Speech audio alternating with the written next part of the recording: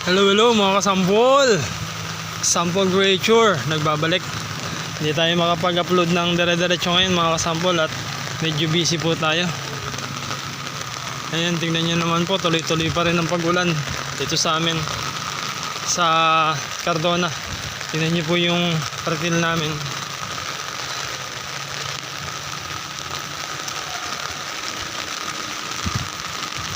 Isang baitang na lang po ang nakalitaw. 6 na baitang po ito mga kasampol.